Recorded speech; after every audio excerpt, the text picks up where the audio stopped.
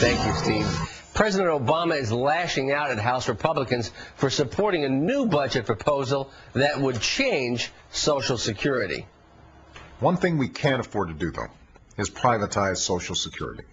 An ill-conceived idea that would add trillions of dollars to our budget deficit while tying your benefits to the whims of Wall Street traders and the ups and downs of the stock market.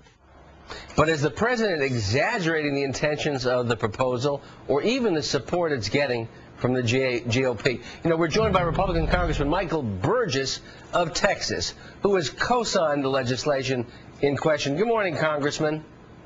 Good morning, Peter. Good to be with you this morning. Thank you for being here. Is privatizing Social Security a good idea, or should it be considered? Well, this roadmap that has been put forward by Paul Ryan of Wisconsin is not privatization of Social Security. Individual accounts allowing a portion of the 12.5% payroll tax to be placed into an account similar to what federal employees have in the thrift savings plan does phase in over time, but it is not privatization of Social Security, and that's simply a straw dog that the president has set up on this issue. And really, you know, when you look at the roadmap, and it is a small handful of Republicans who've signed on to this bill, this is really more notice to our side, that there are some of us who are serious about us dealing with this long-term fiscal problem that we have, this unfunded promise that we've made to future generations, and we've simply got to get our arms around it, or everything else becomes secondary. Congressman, let's talk about the unfunded promise.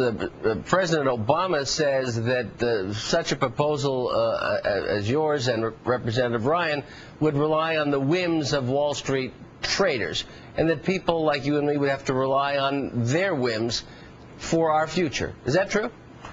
No, it's absolutely false. And here's the deal: for anyone over the 55 years of age or over, nothing changes.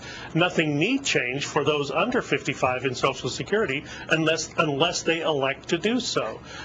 But the thrift savings plan that federal employees have has a long track record of success. Paul Ryan even put a further stopgap in saying that we would guarantee at least a 1% rate of return. Social Security doesn't guarantee a 1% rate of return now, and of that portion that is owned individually, it is inheritable. That is, if someone dies before they get to receive any benefit, their heirs or assigns then actually receive that benefit. So it's an improvement. It's a modernization of a program that's now 75 years old, and I dare say is in need of some modernization. Congressman, let's hear what Senator McConnell had to say on the Social Security issue. He said Democrats made an impossible mess out of health care and cut $500 billion from Medicare. So I don't know whether the President's Fiscal Commission will come up with anything on health care or not. But on Social Security, hopefully they will come up with a credible plan that I can support and my members can support.